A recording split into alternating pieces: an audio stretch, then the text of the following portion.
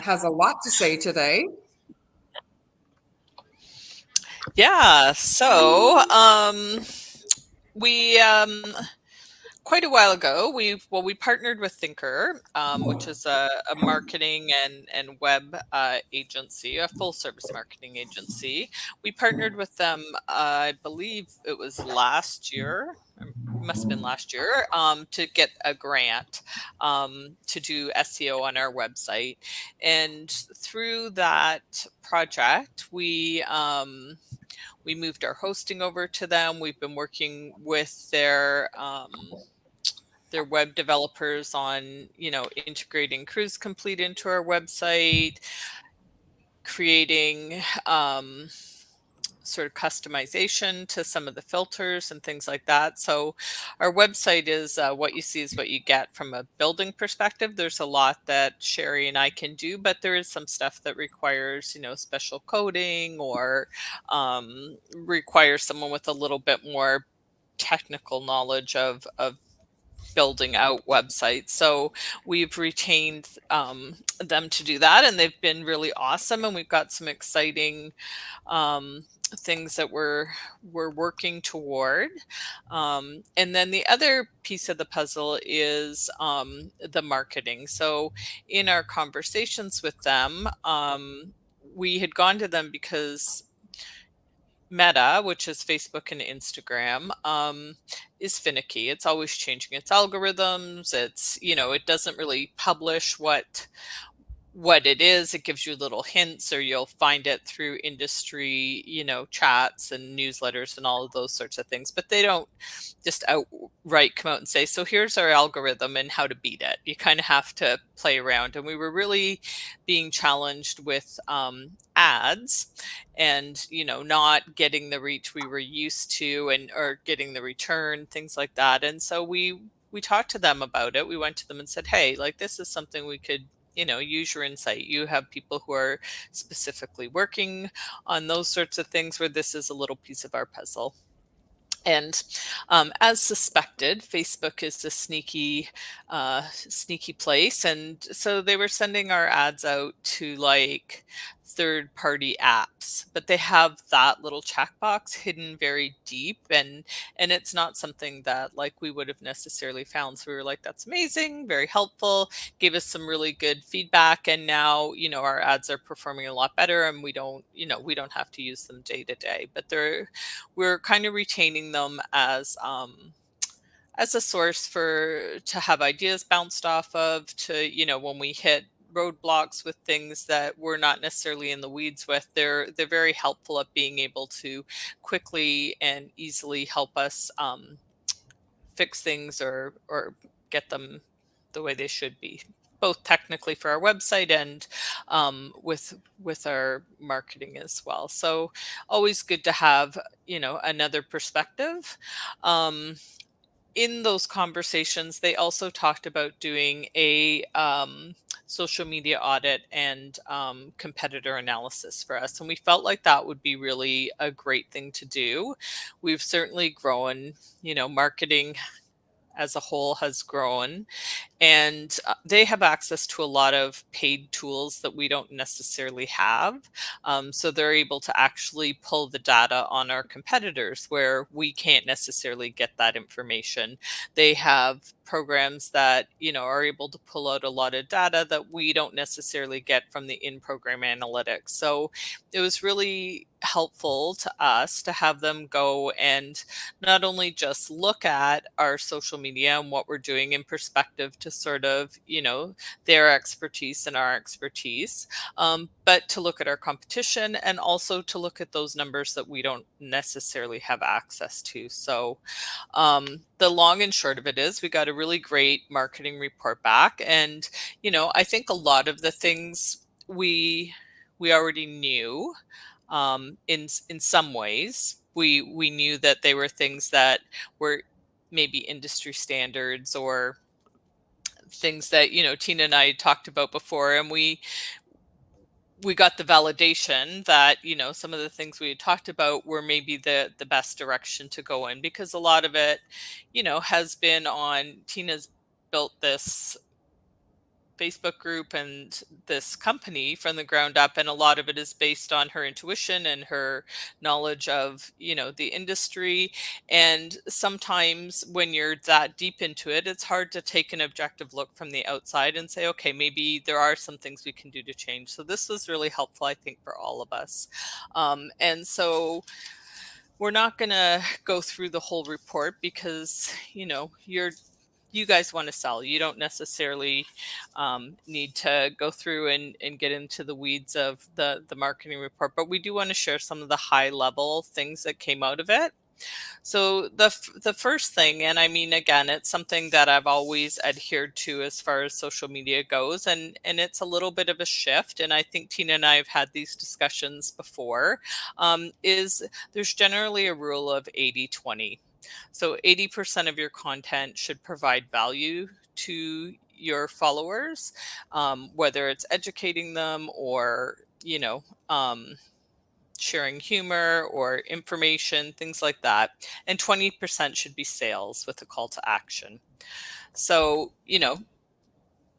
if you went to a social gathering, you wouldn't stand and talk to someone and just like shout your deals at them, right? Like, hey, guess what? I can sell you a cruise. Guess what? I can sell you a cruise. I sell cruises. Cruise, cruise, cruise. Want to buy? Want to buy? Want to buy?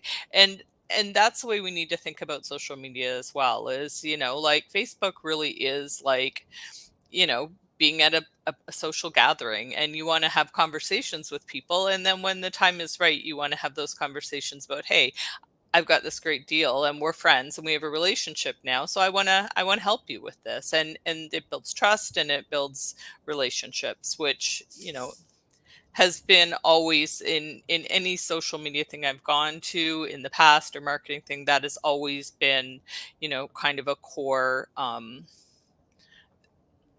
value of being on social. That said, we tend to be very sales oriented because that's our job, right? We want you guys to sell. You guys want to sell. You want to make money. We want to make money. That's our objective. But we also need to be looking at the numbers, and the numbers are telling us that our engagement is dropping on our social media platforms. So I'll just give you I just did the stats actually. So on our Facebook group, um, from September to now, the active members went from 59.37% to 35.66%. So they're not active, and that's because things aren't showing up in their feeds. So Facebook's algorithm continues to favor content that people are commenting on, that they're liking, that they're sharing, that basically Facebook is saying, like, if you're interacting with this page or with this group, it must have value for you, and so we're going to continue to show it. If you're not interacting and other people on the group aren't interacting, it's probably not very valuable content, and we're going to push it down. That's kind of the Coles Notes version of it. Obviously, there's a whole lot of things that go into the algorithm, but basically, if people aren't engaging, it's not showing up in their feed. And I'm sure you see that yourself with groups and pages you follow, that like you're like, hey, I haven't seen anything from this in a long time. And you go and look, and then the next day, bam, bam, bam, bam, bam, all their stuff starts showing up in your feed again. So what we need to do is work to create engagement, and having hard calls to action on every single post that we're doing is not encouraging engagement. Um, it's just basically saying, email us, call us, go to our website. Like, don't talk to us on here because we're not interested in that. We're directing you to do something else other than to engage. So going forward, we're going to go with the recommendations that were given to us by Thinker, and we're going to really strive to increase that engagement. And it's going to start with basically one of the things we want to do is get away from direct call to actions when we're commenting on stuff. So if somebody says, if you post a great deal or we post a deal and somebody comments and says, oh, do you have this for, a single. Instead of saying, hey, email me and I'll tell you, it's going to be like, yeah, I checked and we sure do. I'd love to help you out with that. Did you need more information? Something else, instead of it being like, so if it's something you can answer, like if somebody's like, oh, I'm really looking for a different trip, like I'm thinking I want to go to Europe, maybe I want to go these 5 dates, I'm not sure how many people, then you know obviously those aren't questions you can answer in a comment, but you can reach out to them at that point and kind of say, hey, sounds like you have a lot of great ideas on the cruise. I'd love to help you out with that. And please send me an email. Like those are, and instead of just saying like, email me, right? Start that conversation a little bit. And I'm not saying that nobody does that. Like I'm just giving an overarching sense of what we're looking for here. So if it's something that clearly you need a lot more information to be able to provide them with an answer, 100% have a little conversation and the call to action is to email me. If it's something where they're just looking for a different room type, looking for a different number of, passengers, looking for a different month, that you can go and check that and easily say to them like, hey, yeah, that's available. Here's the price for that. And I see more people doing that. And sometimes people do it. But I think what we're saying is our standard is going to be, please don't answer a comment, you know, with email me when it can be answered in the comments, because someone else might have that question too, or somebody else might see it and say, oh, I didn't know that it would be available for 4 passengers at this price. I'm interested now. So that's kind of one of the first things. From the content that we're generating, we're going to make it more conversational. So one of the things that they talked about is making it, painting a picture, creating a story. Again, that whole sense of making people want to experience what you're selling. So our posts are also going to start changing to a more conversational storytelling sort of post, as a direct, like, go to our website, email our agents. Are obviously the cruise deals still are going to be that 20% sales. So when we're posting the deals, the call to action is still going to be to reach out to our Vacations for Canadians sales team if you already have an agent, or to find one here. That's not going to change. We can do 20% sales, but we are going to change, like, when we're posting our fun facts, for instance, or our did you knows, it's not going to be like, ready to book, contact our agents. It's going to be, tell us about your experience in the Bahamas, if that's what we're posting about. So we're going to invite them to engage by giving them, questions or calls to action that are about engagement and commenting, rather than about get off of this page and go talk to somebody. Because what it does, and what they have, came out of their looking at our competitors as well, who really aren't necessarily doing a great job, and that allows us to differentiate ourselves, right? So, when we looked at, something like Expedia, like, they're not doing a great job on social media. It might peripherally look like it, but when you look at their followers and their engagements, and we saw their numbers,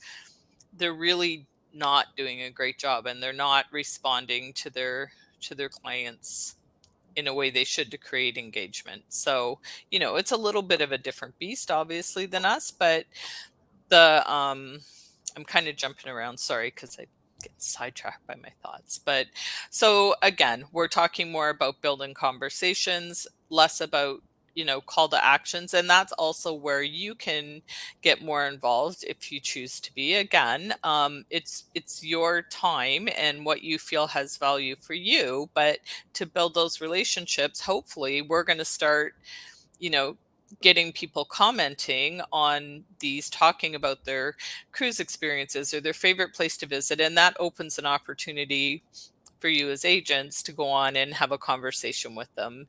And it should be genuine. That's the other thing. Like, don't jump onto everybody's things and say, yeah, I love that too. Yeah, I love that too. Like, I mean, people can sense when things aren't genuine. So, for instance, if we post something about There's going to be one going out about Sandra's got an offer coming up for us that's exclusive for an extra $100 onboard credit on Celebrity Cruises. So we're going to ask, how would you spend that $100? Like, what little luxury do you like? And so maybe that's an opportunity when people are commenting like, oh, I always use it for specialty dining, or like I put it toward a shore excursion. Like, that's a great opportunity for you to jump in if you have something to add to that conversation and say, yeah, my favorite celebrity, specialty dining is this. Have you ever tried that? Right. So it's an opportunity to relationship build, and it's going to be up to all of you to decide how much and when you want to do that. Like, we can't, not I, we, the whole we cannot dictate how you have those conversations. But what we're hoping to do is create an opportunity for you to build those relationships, especially with people who don't already have an agent, or who you work with that you just want to continue that conversation when they're maybe not booking in the moment. The other part of the whole report that came out were sort of the pillars that they identified that differentiate us from everyone else. So while there's lots of people selling travel and there's big, companies out there doing it, what differentiates us is our experience, our service, and oh my God, I totally forgot where I was going with that. I just had a brain freeze. Sorry, guys. So for us, the differentiators are service, experience, and trust. Sorry, if I don't go in order, I forget it. So that those are the kind of pillars that we're really going to start focusing on when we're putting out our messaging. So we've changed up our testimonials a little bit to be Google reviews, and it's going to say that right on the bottom, right? Service, experience, trust, and it's going to have the agent's picture there. So, again, really trying to work toward personalizing it, making people feel a connection to our agents, making people feel a connection to our agency, and driving home the point that we're not a 1-800 number. Like, this is a person you're going to talk to who has tons of experience that you can trust. So that's another goal that we're moving toward. So one of the things that we're asking is that for deals posts that you're still definitely welcome to post deals.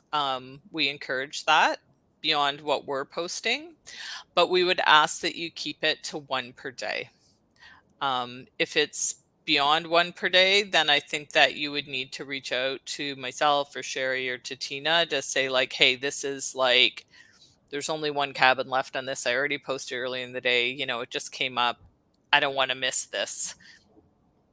We can make exceptions, but we also all of a sudden don't want every agent going, oh, okay, well, this is the only opportunity I have to do stuff, so I'm going to flood with a whole bunch of sales stuff, because that defeats the purpose.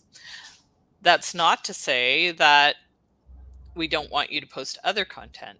So, for example, Matt today posted about the 2 ships that are in dry dock that are going to be part of his, hosted cruise. That's different than a deal, right? So if you're sharing informational stuff, or you're doing like jumping on with a little video, or sharing your photos from your trip, those aren't deal posts. Those are the 80% posts.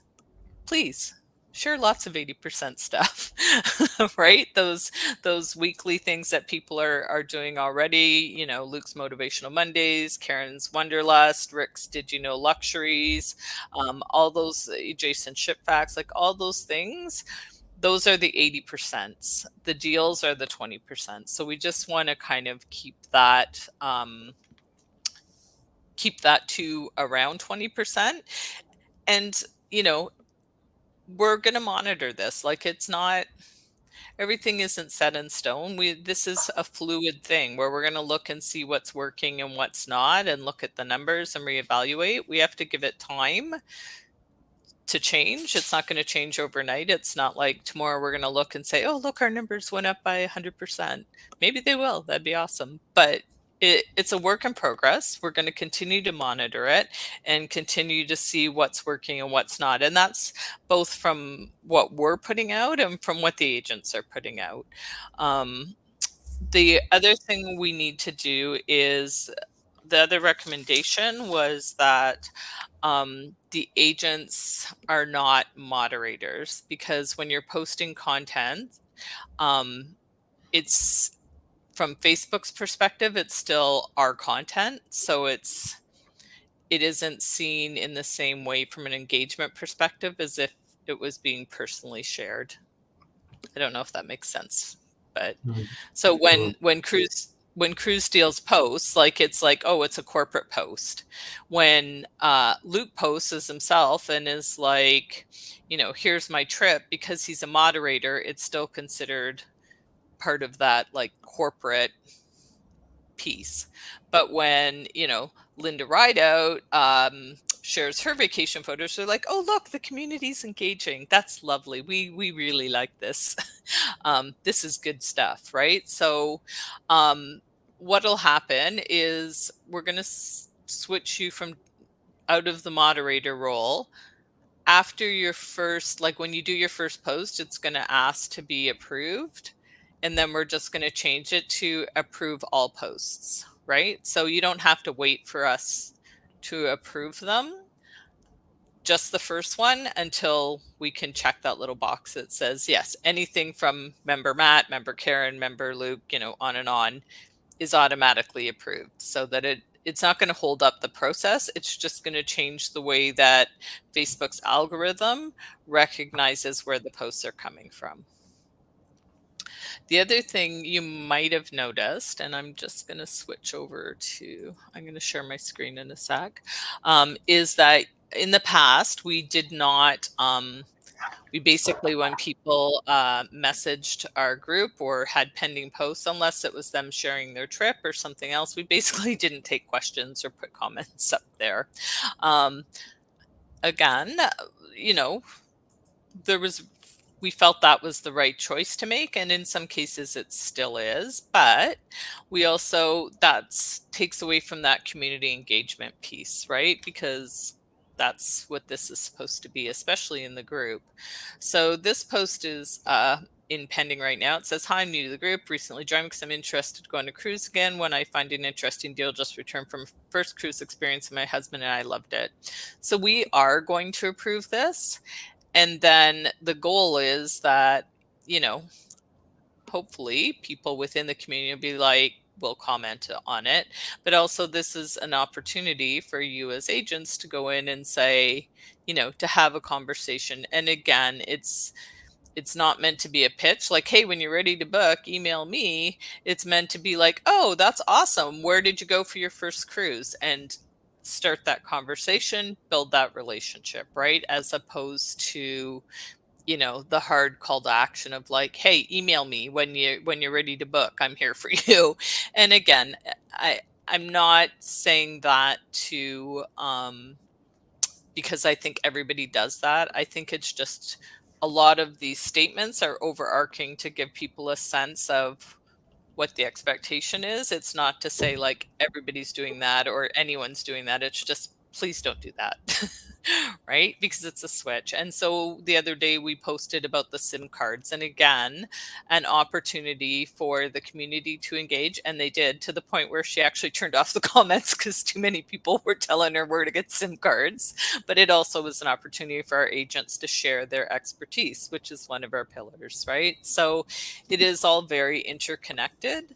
Right now we are focusing, and this report focused on Facebook because that's where the majority of our content lives. In the in the back end, Sherry and I will be looking at the other platforms and determining like what's working, what the numbers are looking like, do we need to switch strategy, and obviously then coming to Tina and taking those thoughts to her as well. And At this point, I don't see us making a major shift, but we might make little tweaks to things as we see how things are going.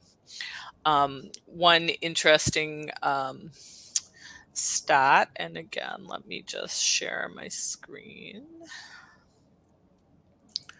So the other thing they looked at was our cruise chat for Canadians. So I'm gonna just scroll to. Sorry. So many platforms. So YouTube. So so our subscribers went up, which is great. It's been a slow burn over there. But our new viewers went up. Now we did do a bit of a paid ad. We pumped out a generic ad for the cruise chat. But when you look at our live views, so this is our, our webinar with Matt and our cruise chats for Canadians. So we had 223 live views, but we had over almost 14,000 impressions from live, and the average view time was about 5 minutes. Our video views were paid. Obviously, a lot of those came from paid. If you look down at how the traffic came to us, paid search was 91.5%.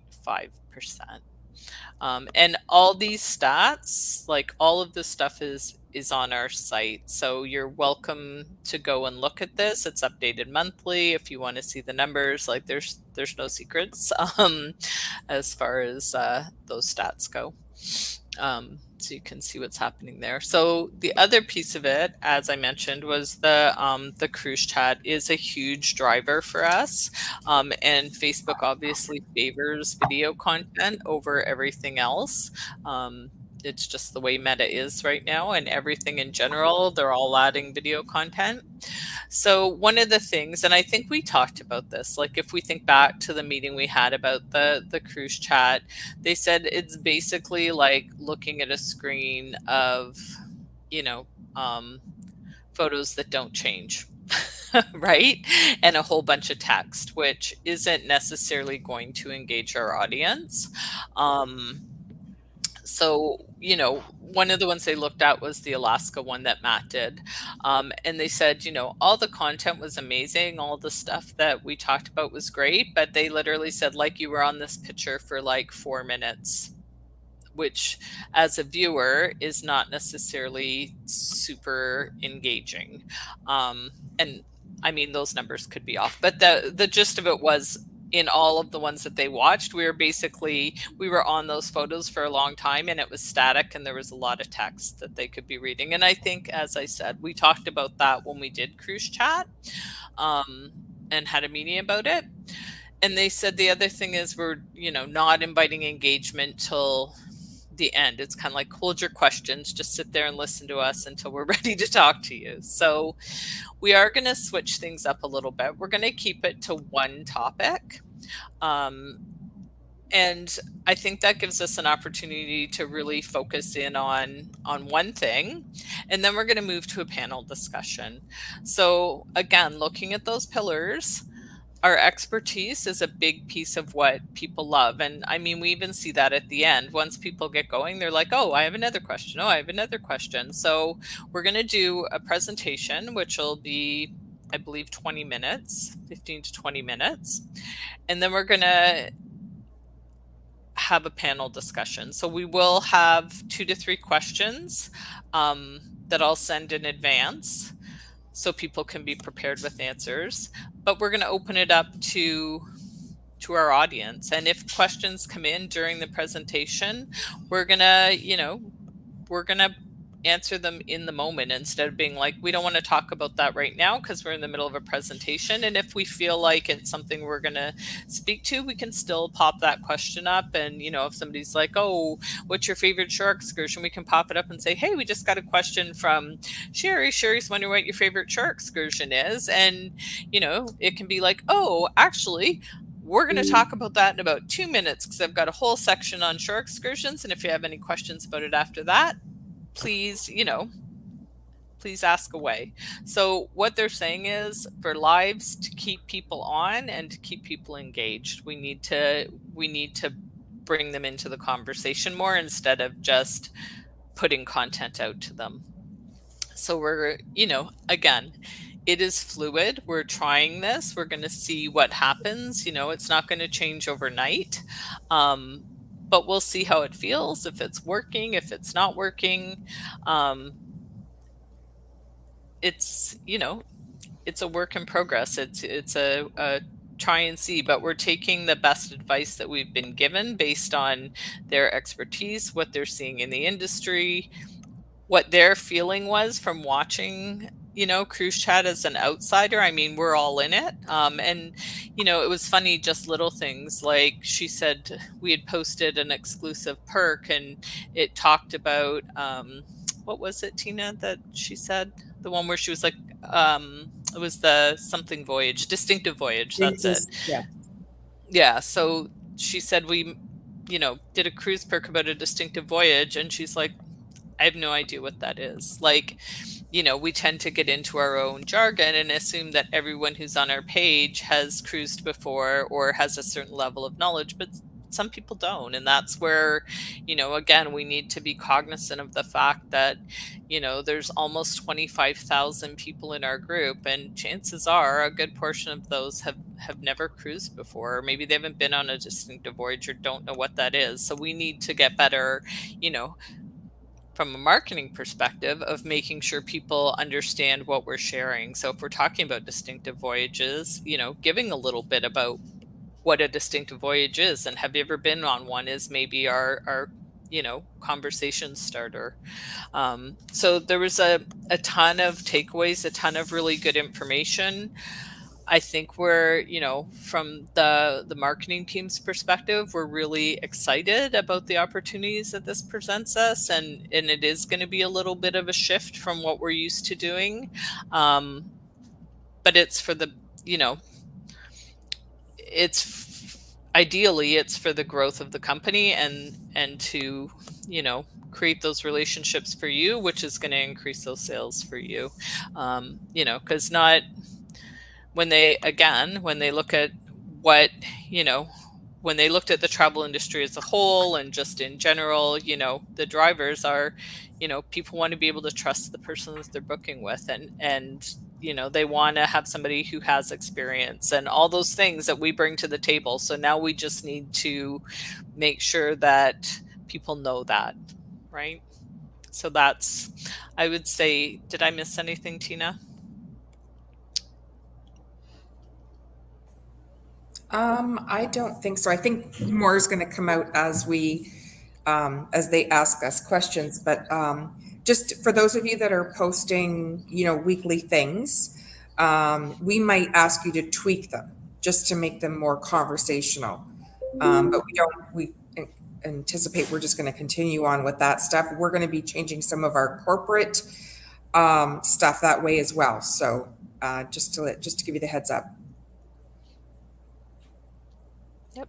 So Kayla, I'm gonna take you off stage. Sorry. Oh no, I guess I can leave you on stage because Sherry's on stage. So Sherry's here as well, and myself, because Sherry does a lot of our stuff, our evergreen stuff that we post, and Kayla and her both work on doing those deals, and then I work on some of the things like the offers and the cruise chat and things like that. So there's a lot of little niches of people who are working. So we'll definitely open it up for questions, and it may not be me answering. It might be Sherry, it might be Tina, but we're happy to discuss. I've got a question about our leads and kind of the activity that we're seeing. So what I've observed is that when I, as an agent, post something, it creates engagement directed to me. So it could be, hey, I like this, but I like want something else, and they'll email. I've noticed that I'm not getting that kind of thing, even though I'm trying to engage in the post as often as I can when they're posted by kind of the marketing side of things.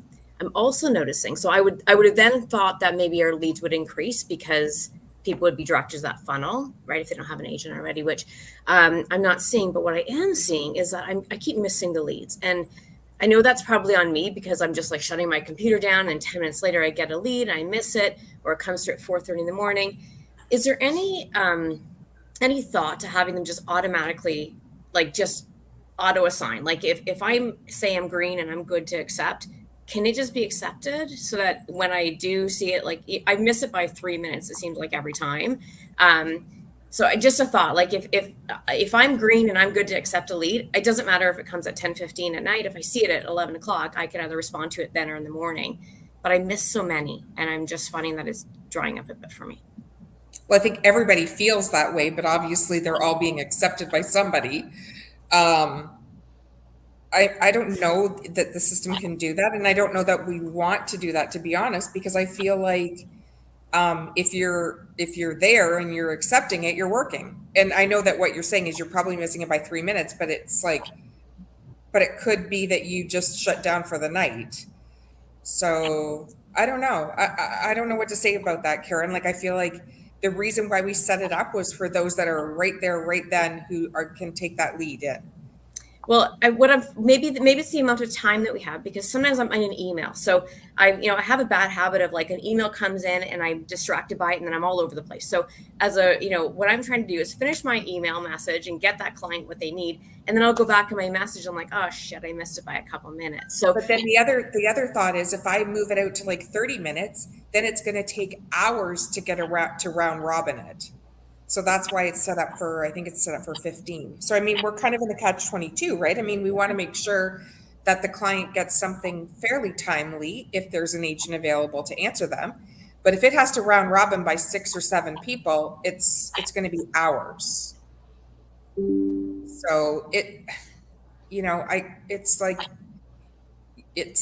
you're damned if you do, damned if you don't, right? Like if we give you all 30 minutes, then it could be 2.5 hours before that lead lands at somebody's, somebody accepts it. It's just an observation that I've made in the last couple of weeks that, when I have posted something out, and we can do the one a day, which is great. When I posted that out, it did generate a lot more stuff, and it might have been like, like kind of the trail off things. And I'm not seeing that as often as I would have hoped, I guess. Yeah. I agree. So,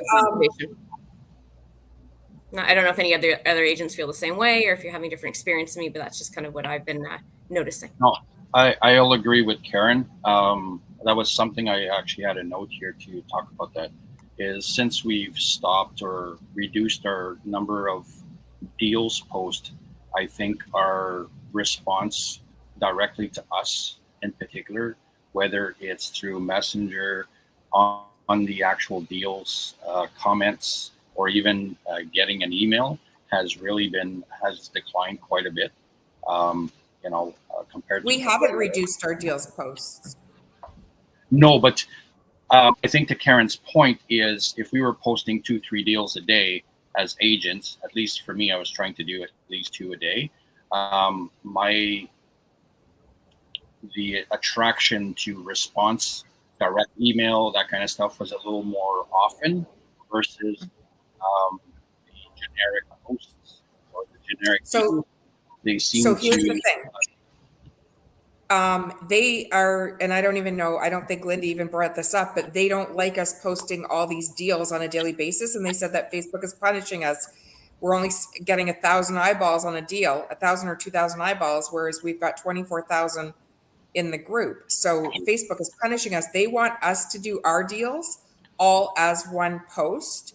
And then we're trying to set up a filter right now that drives people to the website, and they can see all of our deals for that day on the website. We're going to have to do it for us corporately. We're going to be doing one post a day for deals going forward. Like, this isn't starting this week because we're still working on the website back end. And then you guys can still add on to that. And, we're saying one a day. Like, if you want to sit down and do 2 or 3, I would say schedule them. But they're saying that's too much. They want us to really take it back to 3 to 7 posts a day on the group. And so we're trying to keep it within that 7, can be flex, so the thing is, if outside people post, that's why we're going to take you guys all off as moderators, because if outside people post, that doesn't necessarily go in as the 7, but we still don't want you guys like spamming into the group, you know, if you do 4 or 5, like I was doing, then it becomes spammy. And then that's when Facebook starts punishing us. Okay, so given what I've just heard, when you're going to post that list of deals for that particular day, does that mean that on the Vacations for Canadian deals where, you know, the Facebook ones were actually being moved over to the page, will those continue to look like our generic posts as if we were doing them on Facebook? I'm not sure if you understand. Nothing's changing. They're still going to be moved onto the website. But are they going to be grouped together, or are they going to be individually put? Individual. Okay. So Yeah, if so you're posting a one deal that has like 5 deals in it, or one post that has 5 deals in it, when it gets to the website, it's 5 different deals posted. Yes, it won't be one. Yes. It won't be one graphic still, Luke. It'll still be 5 graphics, just all in one post, and it'll be a carousel. Okay, perfect. Okay. Yeah. So what'll happen, because we still have to be TICO compliant, Right. is that there has to be one click to get to the information you need. So Sherry will continue to put those deals up individually on the deals page, just like we were, but we're creating a filter that you can filter by publish date. So what she'll do is she'll pick, you know, for instance, if it was set up already, she would post all those deals to the website. Then she would filter it by today's date, grab that ULR, and then post the carousel of all the deals with a nice, you know, post about like, look at all these great deals, but you can't wait to get away. Ooh, it's so cold. Go to our website for more information, right, on these 6 amazing deals. And there might be some highlights or whatever. I mean, I can't speak to the exact post what it'll be, but what it'll do is it'll drive people through a direct link, and that'll just show the deals that are a part of that carousel. And then if they choose to, you know, move around the website and look at more deals, they can. But it allows us to give, from a TICO perspective, one click straight through to all the information that they need. Yeah. We had a lot of constraints. Like we've got, you know, Thinker telling us we got to get it down to one post. We've got TICO telling us it's got to be one click. Like there were so many constraints. This is the only way we could really do it, you know, and to try and get to that 80-20 really helps by combining all of that. Now, you guys, we're thinking it's still going to be okay for you guys to each do one a day. Like, I don't think that's going to be a huge punishment, but again, like if you know, like Luke, if you sat down and did 4 or 5, Facebook's gonna go, that's spammy. I don't like that, and so that's gonna start punishing us. So you know, this is just us. I mean, we have many conversations, me, Sherry, and Linda, about all of this, and we're just trying to figure out the way that we can stay compliant with everybody, and you know, hopefully get increased engagement in our Facebook. And I mean, I know the leads are coming in wonky maybe now. I don't know. Maybe I think it has slowed down in the last week. You know, hopefully we can build that back up with Black Friday and with some changes that we're making, but there's going to be ebbs and flows, obviously. I have one more thing. Sorry. Go ahead, Rick. I just want to get something clear. You said there's 1,000 views when we post a deal. Yep. Is that, I mean, I don't understand it. If we post a deal, every member, if they decide to go onto the page, will be able to see it, right? Onto what, the website? On the or Facebook page. group? Facebook page. Okay, group. Cruise Yeah. deals, cruise deals. So, Yeah. Okay. so you're saying not as many people as we would like are going onto our Facebook page. If Facebook's algorithm picks and chooses how many people see that post. So they may go on, but they don't see it? Yes. No. So, well, that's not 100% true. Unless So they go if they straight to our group. if they go to our group, then they can scroll through and look at whatever they want. But what happens is, I mean, if you're on Facebook, you know how you see like paid ads. You also see stuff that Facebook thinks you'll be interested in. I don't know what kind of crack it's smoking because some of it is pretty weird. But, you know, like Facebook says, oh, based on everything you've done before, here's some content we think you might like, right? And then it shows you content from pages or groups that you follow. But the way it determines whether it actually puts that into your feed is based on your engagement with that page or with that group, and also the engagement within that group. So it's saying, if every day I go and look at Lululemon, it's like, oh, you love Lululemon, I'm going to give you more Lululemon because I know you love it. And if everyone else is going on Lululemon's page and commenting and talking and doing all this stuff, it's like people really like this brand in general. And because you're part of this, you probably want to see this too, right? So what Facebook is doing is basically saying, we're taking all these indicators based on the general membership of the group and how they're interacting with content, and your personal interaction with the group, whether you're commenting, visiting the page, all those things. And it's deciding how much of that content it wants to show you. And it's also looking at how quickly people, like, there's so much to it. Like, there's so many levels to this algorithm. Like, it's the same with Instagram, like how quickly people are liking stuff and commenting on it, right? If it's happening like within, 10 minutes of you posting something, people are commenting and liking right away, as opposed to like, oh yeah, there was, 20 likes within 15 minutes and 20 likes within 3 days gives you a different level of interest from the algorithms, right? So the goal is to try and engage people and engage them as quickly as possible and as many as possible, so that Facebook says, holy crap, people really want to see this stuff. And because you're in this group, we're going to feed you more of this content. And the more so if it feeds you a testimonial and you're like, I'm going to go click on that because I'm interested in that, then it's like, oh yeah, you like this content and you went to that page, so we'll feed you more of this content. Where if you're just scrolling through and you never click on our stuff, like, and I mean, I had that with The Voice. I stopped to watch one video and now and clicked into their page, and now I get like every Voice video there ever was. But eventually those are going to go out of my feed because I haven't been clicking on them anymore. And it's going to say, oh, she's not that interested in that anymore. So Facebook, there's so many levels that I don't even know about that are in the back end that they have to their algorithms. But on a sort of umbrella sense, that's how it works. So it sounds to me like we're taking a gamble to, maybe weaken is not the right word, but I'm looking for another word, but weaken our effectiveness on the cruise deals page to try to get the general Facebook population more attractive to Vacations Canadians. I don't think that at all. I think it's exactly opposite.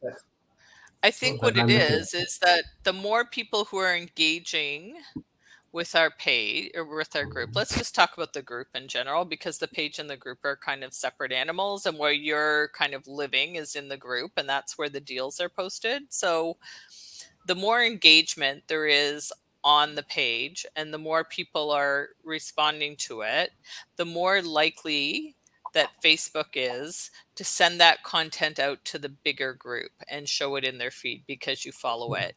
The more active you are with our page, the more of that content you're likely to see. And the more you engage with the content that Facebook shows you, the more it gives you. Right? So it's not because nobody outside of the group is going to see our stuff because it's a private group.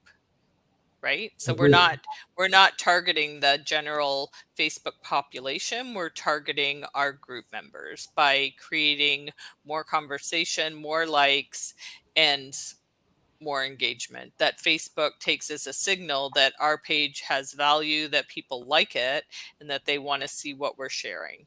Right. But and then 25,000 people signed up to our webpage to look for deals. No, not our webpage, our group. Sorry, our group. Yeah. I keep saying the wrong word, but yes. And Facebook isn't showing it to them because we don't have engagement. They're not showing it to them on their general page, but when they go No, they're not showing it to them, period. It's not showing up in their feed. Only 1,000 to 2,000 people see every one of our posts. Oh, okay. I think I'm Yes. starting to get If it. they click into our group, they will see it. But Right, the but how many people are so actually clicking into You're our there's a saying, group? difference between you're saying different right. things So now. the You're giving me difference new is stuff. You're saying different things. the Linda, let's just difference talk about the feed. If people are clicking into our group, they're probably already our clients, Yes. right? Okay, or they're about to be our clients. In the general feed of those 24,000 people, only Facebook is only showing it to 1 to 2,000 people because we don't have the engagement. We can show you a post that, has like 25 comments on it, and Facebook will push it out to 5,000 people. But if it has hardly any comments on it, it's like going to be 1,000 people. Like if it has no comments, just a couple of likes, it's like it'll show it to 1,000 people out of 24,000 people.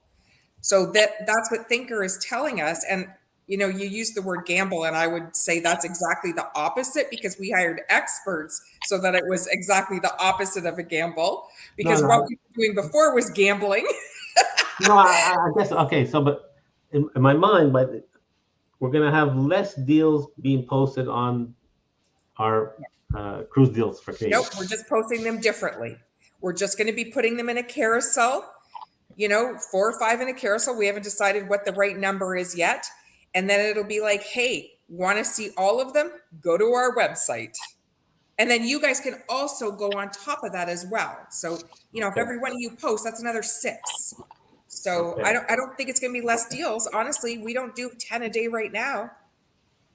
I think what Rick is trying to say is that it's going to seem like less deals because only 20% of our content that's on the page or the group is going to be a deal, whereas 80% of the content now has to be the fluff marketing part Right. of it, and not the sales part that actually drives the money that comes in.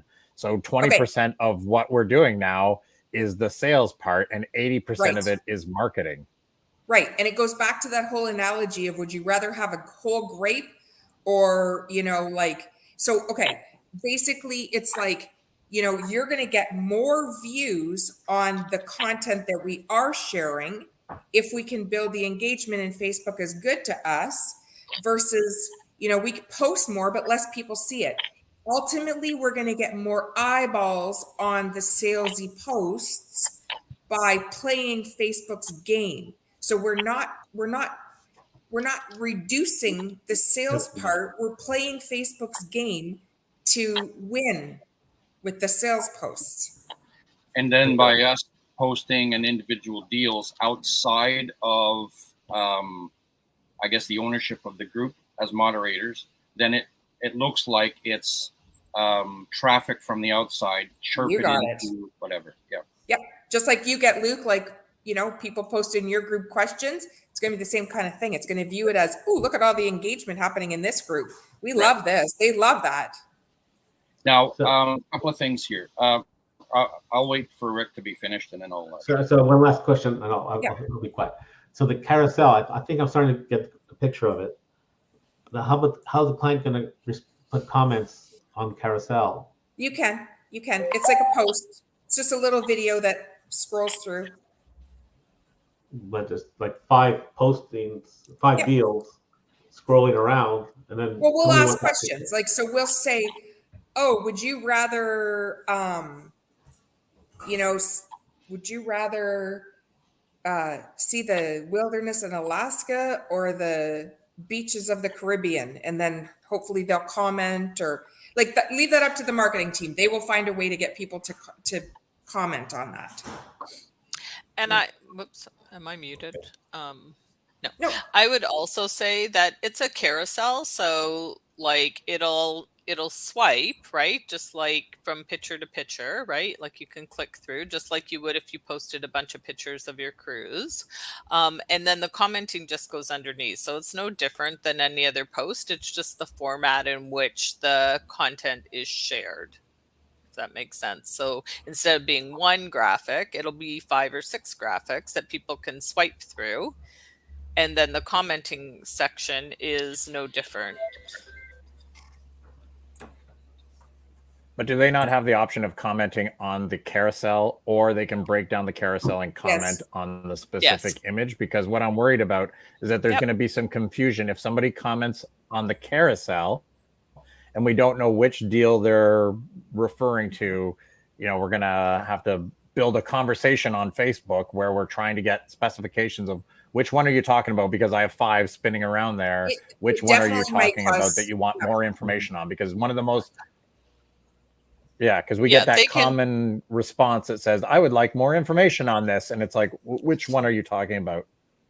Yep.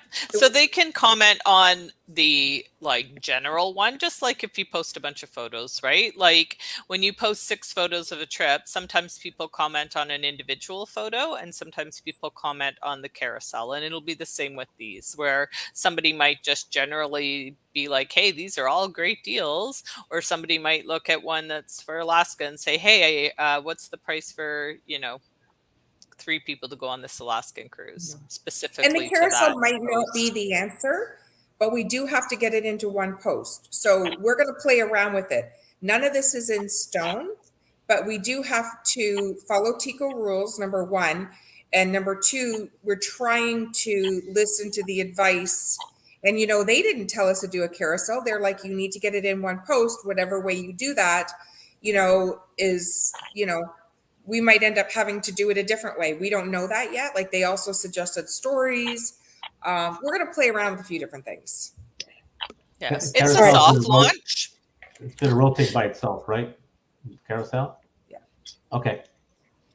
Can I just say one thing? Also, I don't think it's a horrible thing if someone comments on the whole thing and literally you have to answer them back and say, oh, which one? Which one were you interested in? And then that puts the name out there. That's engagement anyway. That's still someone engaging with that post, and that's going to up engagement. So if you have to answer them or ask a question, then they answer that question, that's 2 engagements. Like, I don't think that's a bad thing. I realize it's just a little bit of back and forth. Except for the fact, Sherry, that we don't see any of the responses. The responses go to cruise deals for Canadians. They don't come to us.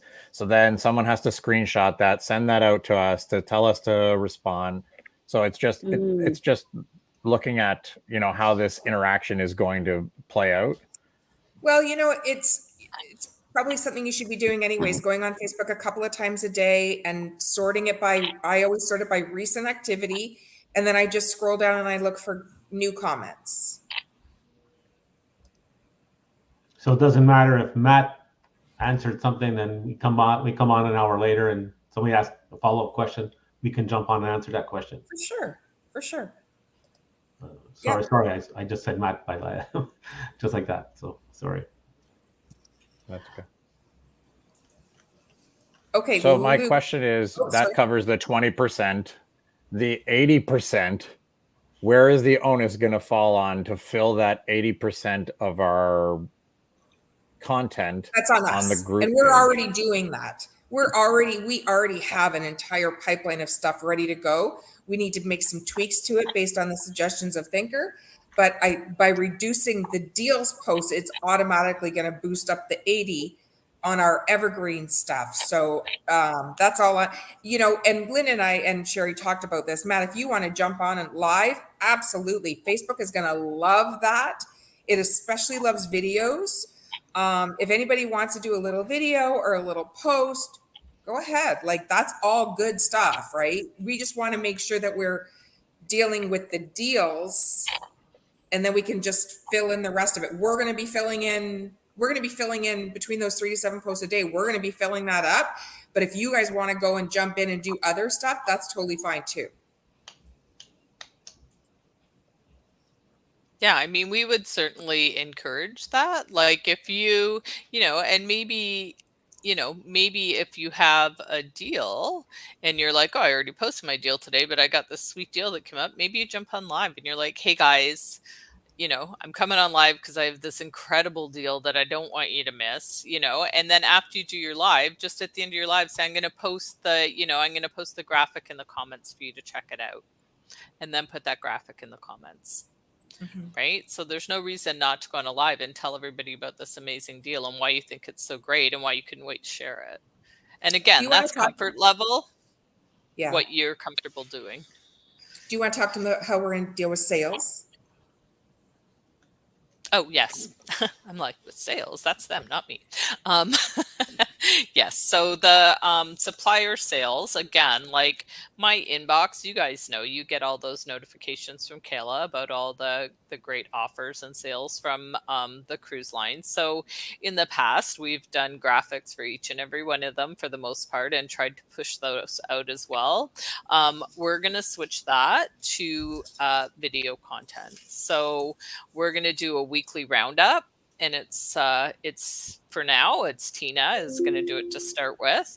I mean, there may be opportunities if other people are interested in doing it.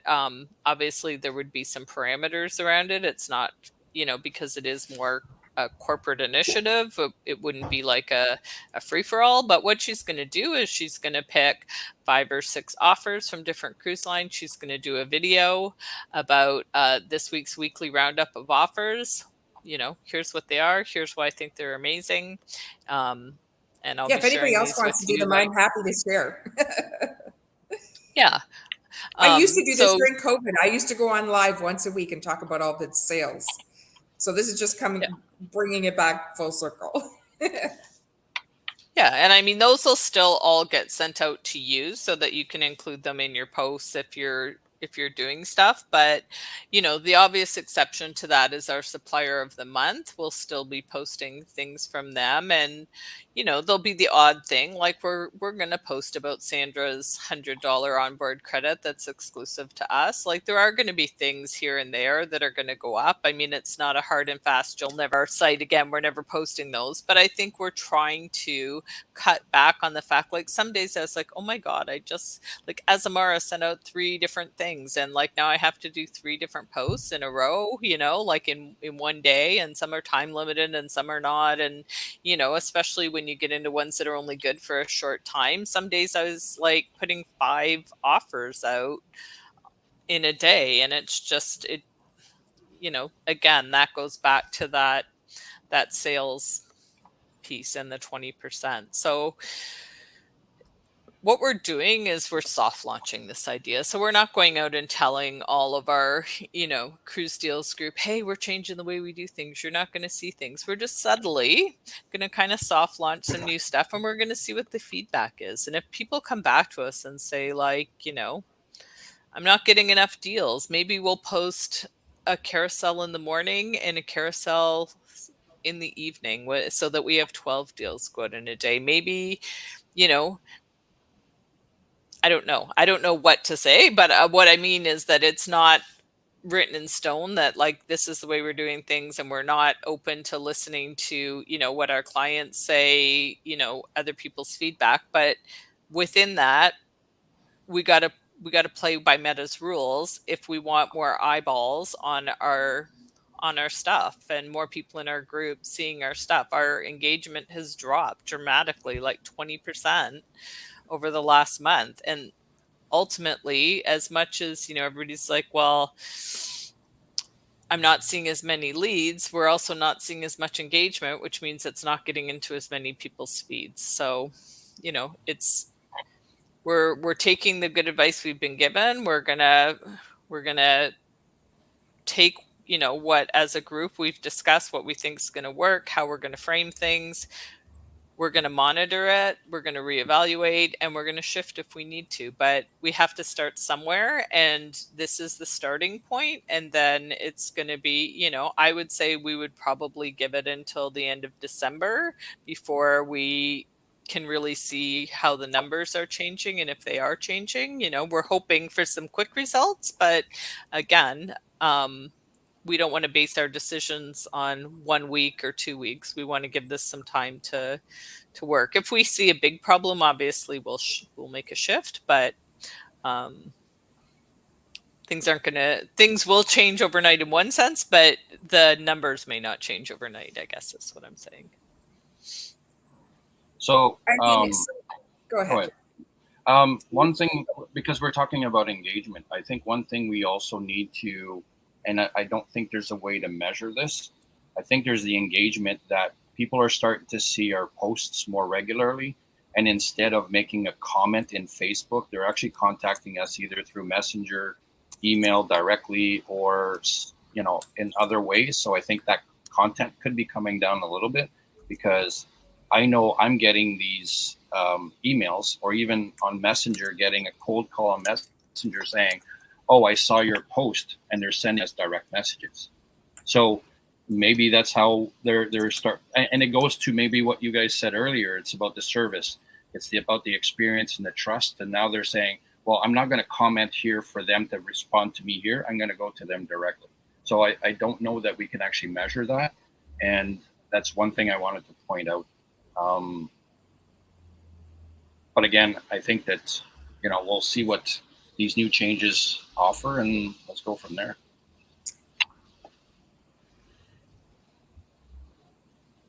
I think that, you know, it's hard to get your brain around, you know, because like I've been doing this for 7 years now.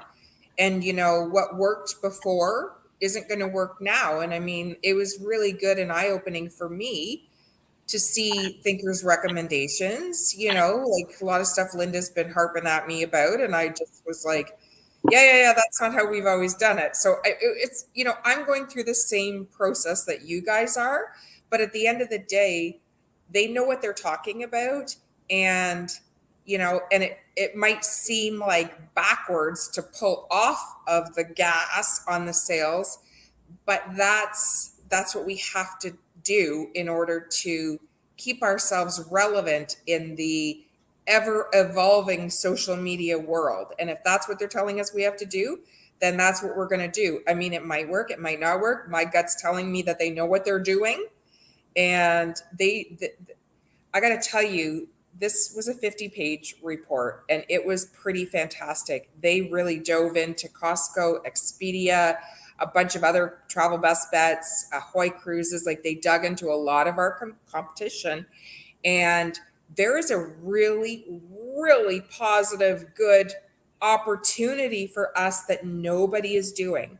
So what we have out in the market is the OTAs, which is the online travel agencies, which is like a, you know, basically a Costco, which are giving away the world in order to get the bookings or vacations to go. We're not going to compete with that. That's just not what we're going to do. And that's exactly what Thinker told us. Don't try and compete with that. We are going to, you know, and then we've got all these standalone travel agents who are out there trying to win clients. And that's great. We, you know, good on them. They've probably got a lot of, you know, good service, but we are sort of the in between. And there's not a lot of us out there where we have, you know, a big enough agency that we have a team and we could support you and we're going to have good service. Like, you know, now we've got Cheryl coming in on weekends. So now we're going to be answering the phone and answering people on weekends. Like, how fantastic is that? What other, you know, agencies do you know that do that except for the big guys? So we're kind of that in between, and it's a real sweet spot. And there's not a lot. And they even said that we have this opportunity that we can really go out there and just, you know, the 3 letters that you need to think about, they spell the word SET: service, expertise, trust. That's what we're going to focus on. That's where the sweet spot is. Expedia doesn't have that. Costco doesn't have that. You know, there are other agencies that, you know, but there's not a lot of them. So I think that we have a real opportunity here to put ourselves into that, that bucket.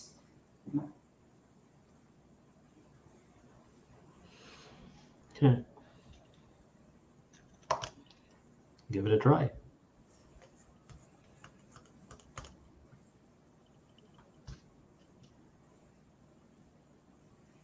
Anybody else have questions? Carrie, you're not on stage. Did you, or is she? Where'd she go? She should have left us. Any other questions? Very quiet. Do you guys want to talk about anything else?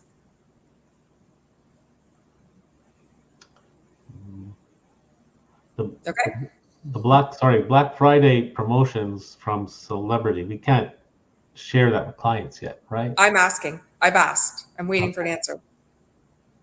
Because I had a client tell me, "Oh, I saw it." I don't know where you saw it. Listen, the whole month of sales is listed on Cruising Power. So I'm thinking we can post it. Like, Yeah. I don't know. So I'm asking. I've also asked Mitch about how much we can share going forward because it's all there. I don't know if we have to just sporadically send it out or not. I didn't get clear direction. Okay. Just to remind everybody that the weekend. If we share promotion what we don't got from exist Celebrity, anymore. though, does that not create that are we not setting ourselves up that if we share that information, though, that everybody with Celebrity is going to wait until the 29th to Yep. book? You got it. So that's a discussion that we need to have Okay. because I don't want everybody holding off because you know, if it's, especially if it's a TLN group, it could be gone. And you know, maybe we just need to sprinkle it out. But then again, now we're doing a ton of salesy posts. So Lynn and I are going to meet. And we'll figure that out. Well, I asked Celebrity yesterday. I called them and asked them. We can reprice on the weekend, on the last weekend. We're not going to reprice in groups. First of all, the booking bonus cannot be put on after the fact. So if they book at 100 and it goes up to 200, they're screwed. Secondly, we're not going to reprice in groups because, and it's a policy of ours, because then they punish us by taking another room away. So, you know, we've got all this group space. If you've got 16 rooms and 4 people want to reprice, Celebrity takes four other cabins out of our group to do it. They're essentially rebooking. Yeah, no, the one I was talking about was an FIT. But yes. Oh, FIT, no problem. But I've always said I don't reprice in groups. Yeah. I think, Matt, you were around when all that was happening in the beginning, when everybody was trying to reprice in groups. Yeah. Yeah, because they see a better offer and then cancel and rebook the exact same Yeah, sale, we're and not. then we end up losing one. So, you know, now we're going from 200 to 400 off. We're not repricing in groups. Okay. And maybe we should add that to our TNC policy. I don't know, but we get so I just say no, we can't, because it's essentially a rebook. Yeah. Is the way it was explained to me from Sandra.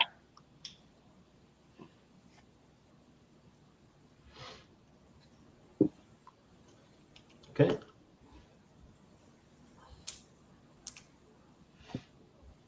Nothing else? So just to wrap up, this is something we're going to start immediately and not like say in December after all this Black Friday nonsense is over, where we can really take advantage of all these extra promotions and sales that are coming out. We're going to wait till we're going to start cutting back now. We're going to do it as we can. So right now we're not ready to start doing the carousel because we need to build the website properly. And Sean's on vacation. So if he does it this week, great. If he doesn't, you know, that's going to be next week or the week after. But the limit of posts for sales deals we're trying to institute immediately. Yeah, I would say like 1 a day. If you've got 2 or 3, just schedule it for the next day.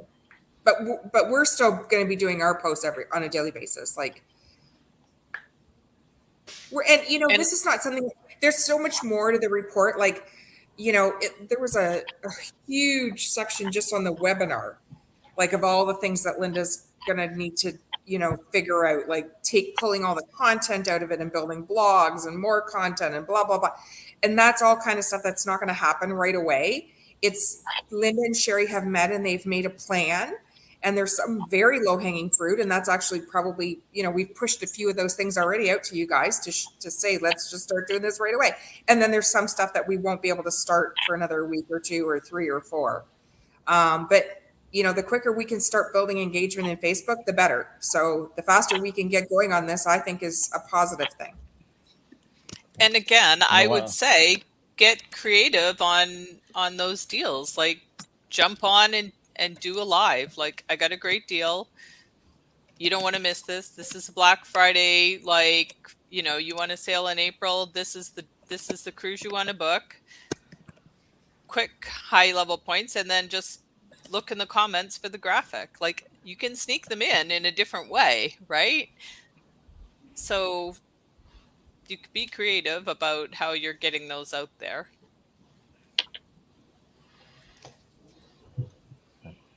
I will say one thing that I used for this stream when I did my webinars for the hosted cruise for Virgin leading up to it that I found really effective, that we don't do at all on our cruise chat on Wednesdays, is that when we're doing the presentation, we do the full screen and we're not on it at all. Whereas I changed the template or the format or whatever, because you can use that one picture-in-picture layout where the person who's talking is still on there. So it's not just an image. You still see the presenter. So when the person is talking, you see the person talking as well as what they're talking about. So at least there's a live aspect to it, and it's not just a still frame like you were talking about where it loses some of its attractiveness, that you can change the layout so that you can have the presentation on there, but also the person. Yeah, I think that's a good idea. Yeah, We and I would definitely also jump on it. say, There it is. like, we can also, you can also share your screen. Like if you want to show a YouTube video, you can switch between the presentation and share your screen and show a YouTube video, or like when we switched the screen and went and showed them on the website where to find stuff. So there is opportunities for us to go beyond just having that, static sort of imagery to Yep. engage a little more. But I was shocked at how much they said that those webinars are valuable. Because I was like every week going, oh my God, only 20 people, like, what are we going to do? But they loved it. But obviously there's a bunch of things they wanted to see us change, but they loved it like that. They're like, this is a great jumping point with those webinars. They're huge. So, but we thought, okay, well, it's taking a lot out of you guys, number one, by having to do these presentations. So we're going to cut them down, and, it's only one person or one presentation. We have a host, we have a moderator, and we have one presenter of 15 minutes. So really it's not going to be a huge time suck. And if you guys can jump on and be on the panel, that's fantastic.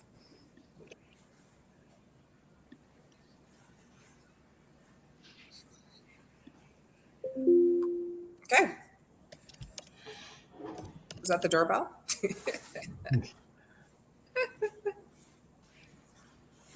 Okay. All right. Well, let's end this, and we can meet every week about marketing if you guys want. If that's if this is a concern, I think this is just going to be a huge bonus for us now that we have some clear direction. And just so you know, I'm going to approve Vilma's her post about being new to the group in case you want to jump on there. And I just posted the Royal Caribbean offer that starts today for 2 days. Ooh, okay, cool. 2-day offer. All right, awesome. Okay, we'll see you guys. Bye. Bye.